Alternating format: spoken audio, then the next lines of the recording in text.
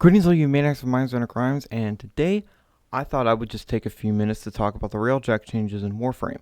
So, let's first start talking about Railjack before these much needed updates. Holy fuck. Okay. In the best terms I can describe, it was a complete and utter shit show. Buggy as all fuck. Um, not rewarding, not fun, and the real big issue was it was just not worth playing because the bugs were just so rampant. Damn. But now that the test server was a thing, by the way, DE, more of those, more test servers, because it's only good for the game, seriously. These changes are excellent. So what they've basically done is streamline it. You're no longer getting like a billion like Mark 1 reactors. No. It's basically what I've been seeing and what I've also heard and also read, sort of. I didn't really pay attention to most of it. Is that you can't get like duplicates of like Mark 1 reactors and useless shit. But also a really neat feature is being able to take an existing reactor, like you have a Mark II or something, and then combining it with another without having to build the other reactor to combine them. And this also like halves the cost. This is excellent. This is so good. But the problem, I would like it if you could make your Mark II reactor into a Mark III instead of having to go out and get a Mark III. That'd be nice. But let's slow down for a minute. Railjack has just learned how to walk, so we shouldn't make it run a marathon. We should just, enjoy these changes for now. Also, the material rewards I feel are so much better. Now, in this background footage, I do have a double resource booster active. In fact, I have like 16 days left because I bought so many from Barakatir. Don't judge me.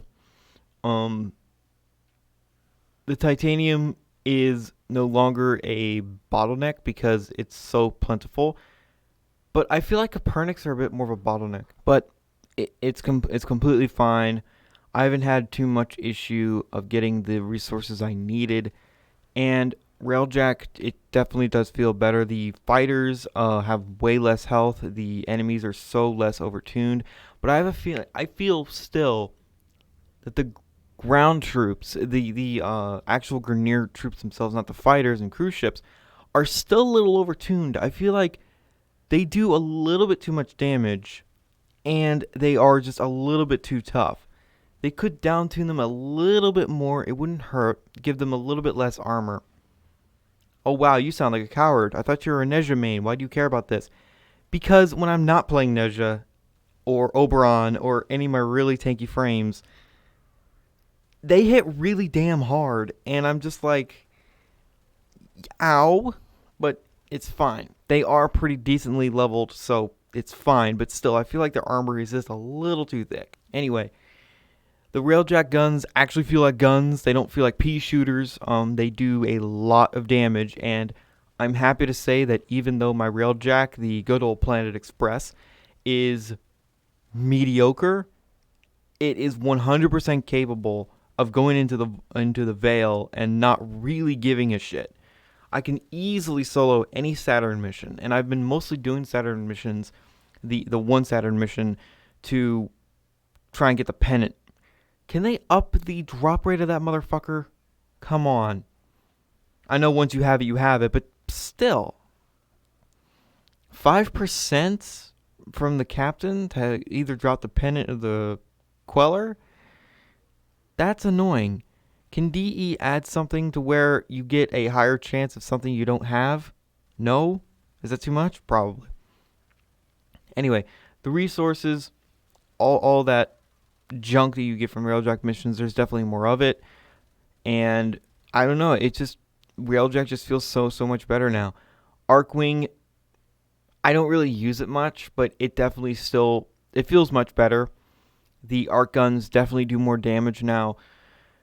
I just don't do it very much because the Railjack guns are stronger, which is funny to say because it used to be the exact opposite. Like, you'd basically have to use Arcwing, specifically the Amisha, because everything else would die, which is a bit of a problem.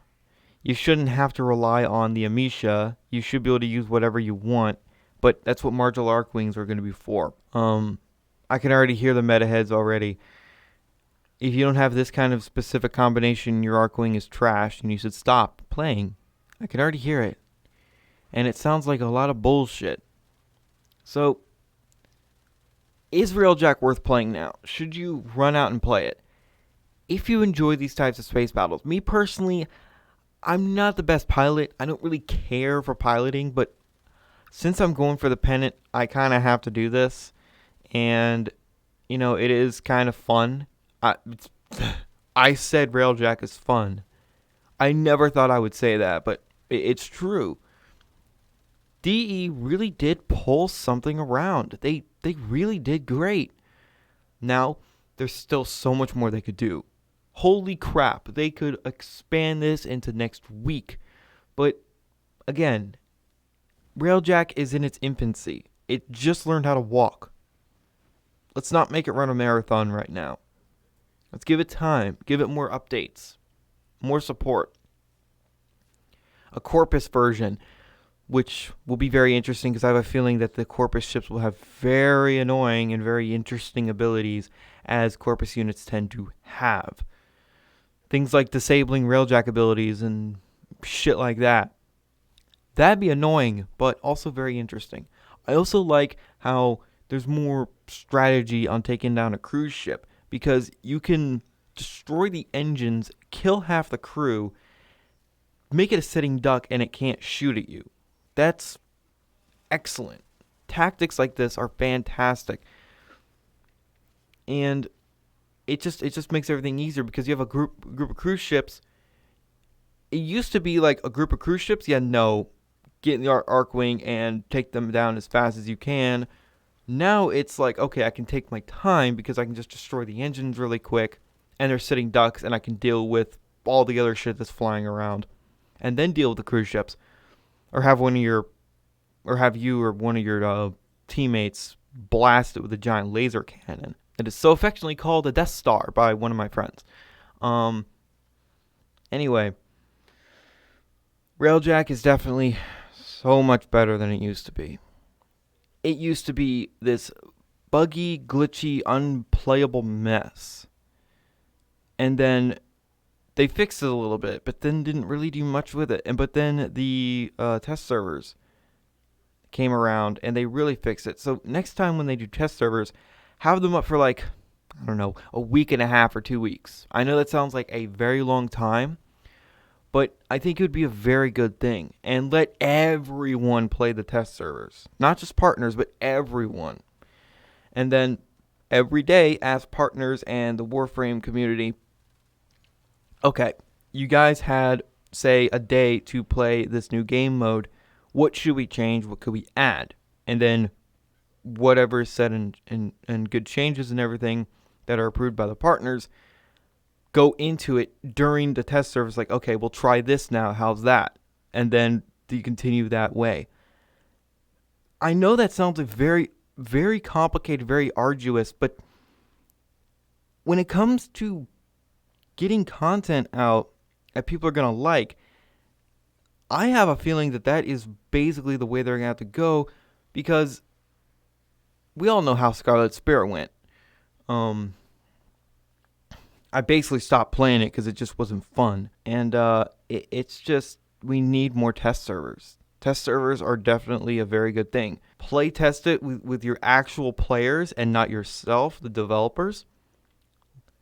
And then whatever changes that the community has said, put that in, then release it and see what people think. It's a good system. And Warframe should have been doing this from day one. Anyway, I'm going to stop rambling. Railjack is definitely so much better to play now. Would I say it's 100% worth your time and effort? If you enjoy that sort of thing, there is definitely a lot of fun to be had, especially with friends in Railjack. But until it gets expanded even more, where everything is linked together, I don't see you playing Railjack too much unless there's a very certain thing you're going for. Me personally, I'd like to get a Mark III reactor, and I'd like to get the pennant, and that's kind of it. So yeah, Railjack. I never thought I'd say it, but it's fun. It's definitely worth playing if you really care about those sorts of space battles. And damn, the DE really did a very good job. It's not perfect, but hey, it's a very good start of reworking something. Makes me think of what they could do to Defection to make it not a shit show. So thank you guys so much for watching, and remember, in Trobe, we trust.